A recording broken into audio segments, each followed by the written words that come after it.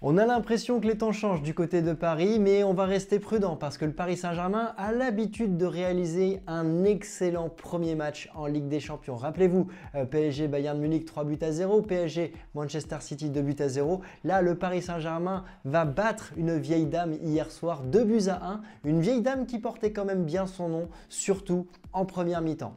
Bienvenue sur CM Football, bienvenue pour une nouvelle vidéo sur l'actualité du football, un débrief à froid que j'ai pris plaisir à étudier cette nuit avec notamment une revue de presse que je vais vous partager avec la presse française et la presse italienne. On verra ensuite quels sont les 3 enseignements que je tire de cette rencontre en revenant sur les temps forts et les temps faibles parce qu'il y en a eu du côté du Paris Saint-Germain.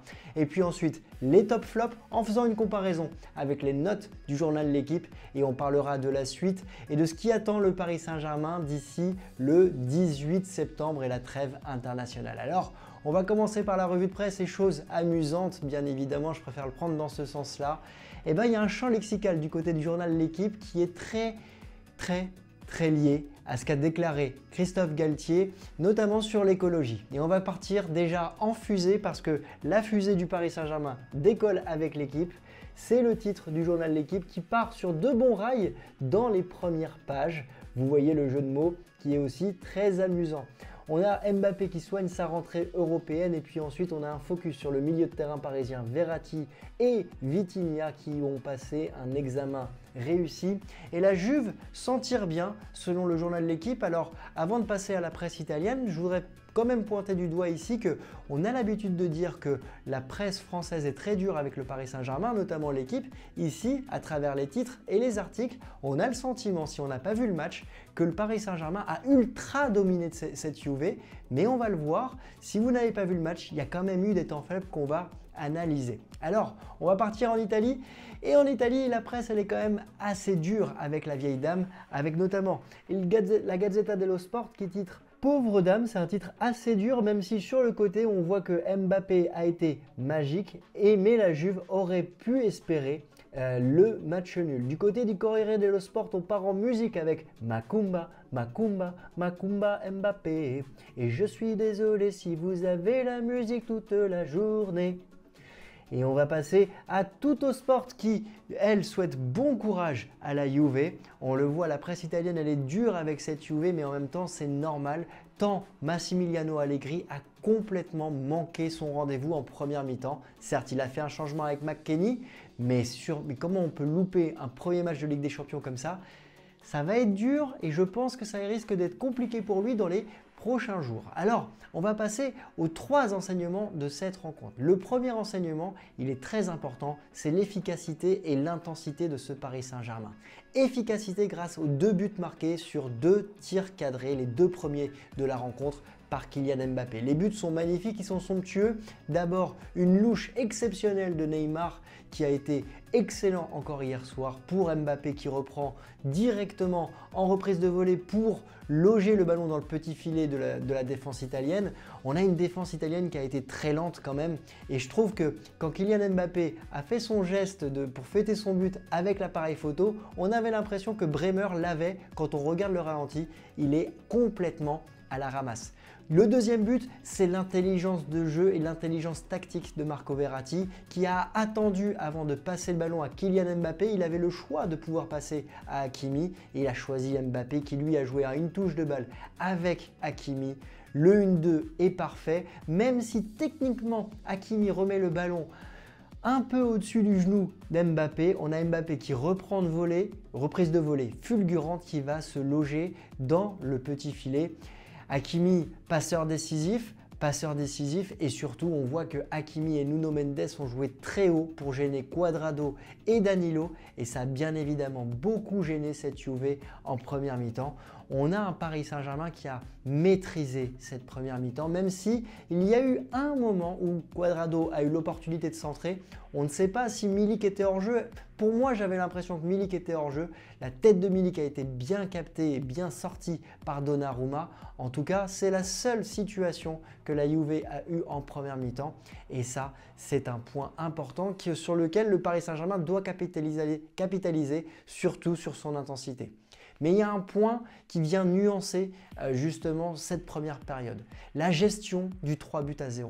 Et la gestion du 3-0, elle arrive justement dans ce premier quart d'heure où McKennie rentre du côté de la Juve et change le milieu de terrain de cette Juve. On va avoir le Paris Saint-Germain à travers un Messi qui va lancer Mbappé, qui va avoir cette situation de balle de 3-0, pas de la part de Mbappé parce que Mbappé doit centrer pour Neymar qui est tout seul et il a plusieurs fois l'occasion et la possibilité de lui passer le ballon. Il ne le fait pas et ça peut être symptomatique d'un individualisme qu'on a pu voir en deuxième mi-temps à travers différentes situations. Cette gestion du 3-0, elle est délicate du côté du Paris Saint-Germain parce que dans la foulée, la Juve va obtenir un corner et Donnarumma va complètement se louper sur cette sortie. Il va laisser passer le ballon et c'est McKennie qui va réduire le score à 2-1. On est à la 57e minute et le Paris Saint-Germain va ensuite trembler entre guillemets parce qu'il ne faut pas non plus dire que le Paris Saint-Germain a été bousculé par cette Juve. Il a été bousculé 2 fois, une tête de Vlahovic juste après que Donnarumma sort bien et justement il s'est bien rattrapé de sa boulette sur la sortie sur corner. Et ensuite on va avoir une situation à la 80e minute avec Locatelli et Kostic qui vont avoir l'opportunité de pouvoir centrer, tirer. C'est un vrai cafouillage, en tout cas Donnarumma est là pour contrer le ballon. Mais le Paris Saint-Germain aurait dû se laisser le match plus facile. Ce qui m'emmène justement au troisième point. Et le troisième point, le troisième enseignement, c'est la gestion des temps faibles. Et en deuxième mi-temps, il y a eu plusieurs temps faibles sur lesquels le Paris Saint-Germain aurait dû justement ne pas se mettre en danger et aurait pu justement appuyer davantage. C'est la même chose en première mi-temps. En première mi-temps, l'impression est différente. On a senti le Paris Saint-Germain qui pouvait accélérer quand il le souhaitait. En deuxième mi-temps, est-ce que c'est un problème physique? Est-ce que c'est un problème tactique? On a senti le PSG moins à l'aise et c'est peut-être lié à cet excès d'individualisme parce qu'on a pu voir Neymar également qui a eu des situations où il n'a pas forcément passé ni à Nuno Mendes ni à Mbappé, même si je trouve que Neymar gagne en collectif dans cette saison. Et Mbappé, eh ben c'est peut-être sa passe manquée, enfin sa passe non réalisée qui a fait tourner le match de cette manière-là en deuxième mi-temps. Je ne veux pas incriminer Mbappé, mais pour moi, le PSG aurait dû justement se rendre le match plus facile en deuxième mi-temps. Alors, j'aimerais savoir quels sont les enseignements de votre côté. On va passer au top flop et pour passer au top flop, on va les analyser à travers les notes aussi du journal L'Équipe. De mon côté, le top de cette rencontre, c'est Neymar. Alors bien évidemment, Mbappé l'est aussi, mais j'ai trouvé un Neymar très collectif. Il est toujours agaçant quand il tombe et quand on lui touche à peine parfois les chevilles ou les mollets, mais j'ai trouvé un Neymar encore une fois très fort, très puissant et très intéressant pour accompagner le développement de son équipe.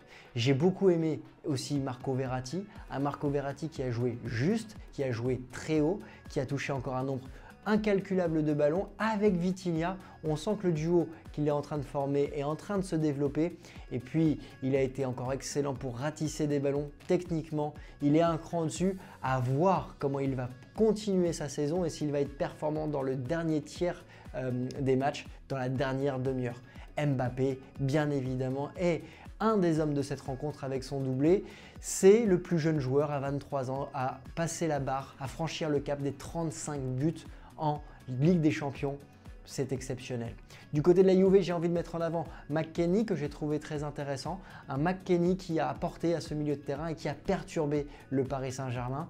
J'ai aimé aussi Paredes, même si sans le mettre dans les grands tops, c'est le joueur qui a touché le plus de ballons du côté de la Juve, mais il ne savait pas trop quoi en faire. Alors, c'est un point sur lequel il doit progresser. On se rappelle que c'est un joueur qui a une très belle frappe de balle. Il aurait pu frapper de loin dans cette rencontre. Rabiot a été intéressant à mon sens aussi, même s'il n'a pas été décisif.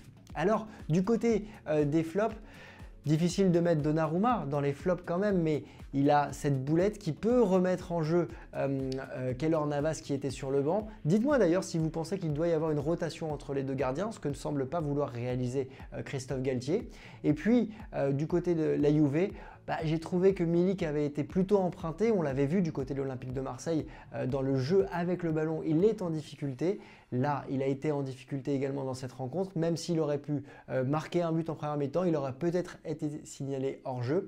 Et puis la gestion des latéraux, si Danilo a été meilleur en deuxième mi-temps, sur la première mi-temps et avec Cuadrado, on ne les a pas vus, hormis Cuadrado une fois. Ça, c'est plutôt du fait, évidemment, du Paris Saint-Germain. Alors, on va filer regarder les notes de l'équipe. Et je voudrais attirer votre attention sur Sergio Ramos parce que pour moi, j'aurais vu une défense qui aurait été plus homogène en termes de notes.